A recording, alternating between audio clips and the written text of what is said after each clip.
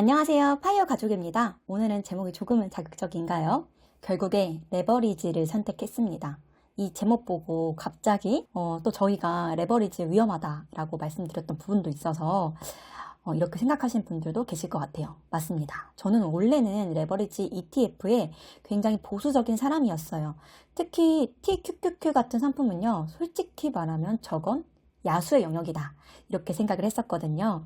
왜냐하면 저는 파이어를 준비하는 사람이지 한 방을 노리는 사람은 아니니까요.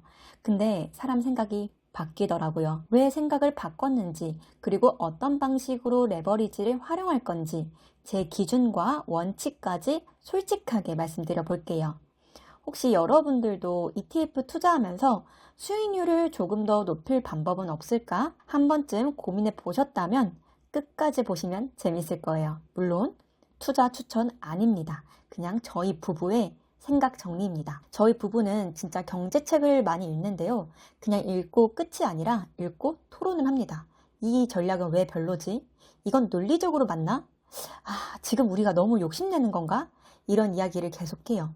왜냐하면 저희는 단순히 돈을 모으는 게 아니라 파이어라는 목표가 있으니까요. 목표가 명확하면 방법도 계속 점검하게 되더라고요. 그리고 저희는 시드가 좀 큽니다. 그러다 보니 수익률 1, 2% 차이가 금액으로 보면 꽤 커요. 그래서 더 신중할 수밖에 없습니다. 현재 저의 포트폴리오는 QQQ 중심인데요. 남편은 VOO와 코인 쪽도 일부 투자하고 있어요. 성향이 좀 다르죠? 저는 성장주를 따르고 남편은 조금 더 분산 그리고 공격형을 섞습니다. 근데 최근에 남편이 코인 이야기를 많이 하더라고요. 솔직히 코인은 수익률을 보면은 솔깃하죠. 근데 저희가 코인을 줄여야겠다라고 생각한 이유가 있어요. 세금 때문인데요. 현재 논의되는 과세 방향 기준으로 보면은 가령 어떤 해에 크게 수익이 났다가 다음 해에 크게 손실이 나면 손실 상계에 대한 논의는 아직 확정된 바가 없거든요. 그러면 체감 리스크가 확 커져요. 예를 들어 2027년에 2억을 번 거예요. 근데 그 다음 해에 2억을 잃었다고 가정을 해볼게요. 세금은 이미 약 6천만 원 가까이 냈겠죠? 근데 다음 해에 잃은 거예요. 결국 남는 건 없고 큰 손실을 지게 되는 구조인 거죠. 그럼 멘탈적으로 너무 힘들죠. 물론 뭐 이게 확정이다, 아직 난 건 없지만요. 코인을 메인 투자 전략으로 가져가기엔 리스크가 너무 크다고 판단했어요. 소액은 가능하지만 주력은 아니다, 이 결론이었습니다.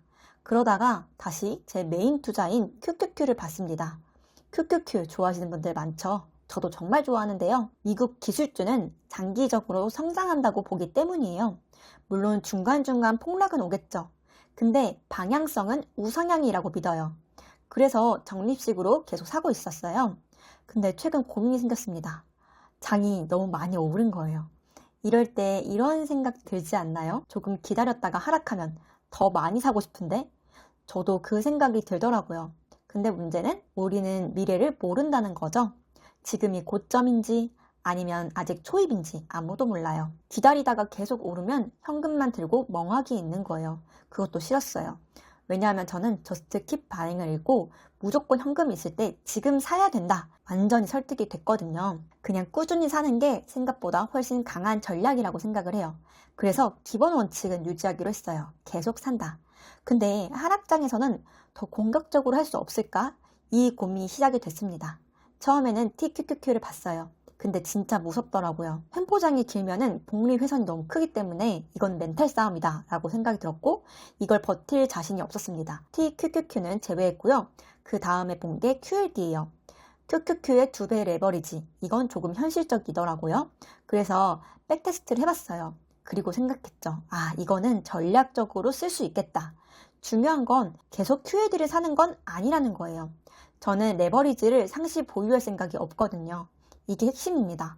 제 전략을 말씀드리자면은 평상시에는 그냥 QQQ를 살 거예요. 늘 하던 대로요. 근데 QQQ가 전고점 대비 10% 하락하기 시작하면 그때부터, 그달부터는 적립식 매수를 QAD로 갈 거예요. 쉽게 말하면 평소에는 한 배의 엔진, 하락장에서만 2배의 엔진을 내는 개념이죠.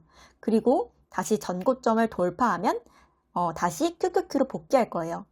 백테스팅을 해보니까 수익률이 많진 않지만 조금 높일 수 있는 전략이더라고요. 그리고 QAD가 40% 수익에 도달하게 되면 바로 전량을 매도하고 바로 QQQ를 사려고 해요. QAD를 장기로 가져갈 생각은 없거든요. 그냥 처음부터 QAD만 사면 되는 거 아니야?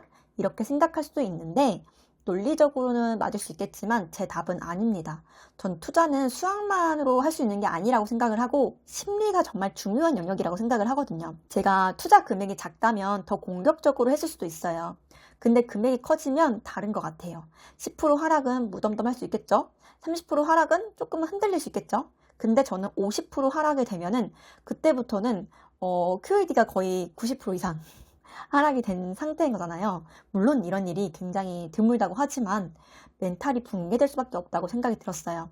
결국 중요한 거는 최적의 전략이 아니라 내가 끝까지 갈 수 있는 전략이라고 생각이 들었거든요.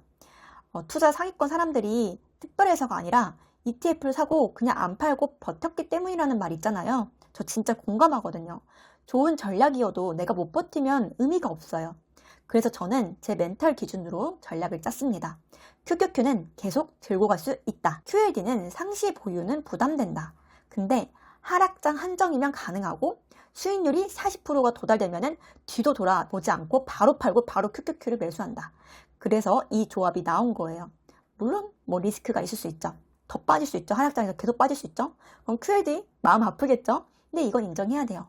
완벽한 전략은 없어요. 근데 가장 중요한 전제가 하나가 있잖아요. 미국 시장은 장기적으로 우상향한다. 이 믿음이 없다면 이 전략 하면 안 된다고 생각이 들어요. 저는 단타 안 하고 개별주 거의 안 해요. 왜냐면 리스크 관리가 어렵거든요.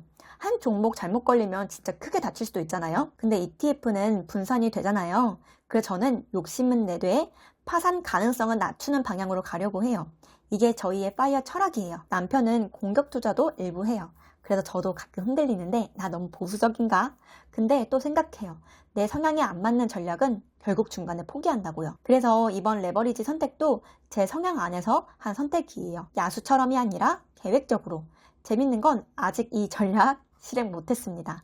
왜냐면 아직 조건이 안 왔거든요. 전고점 대비 10% 하락. 그게 아직 안 왔어요.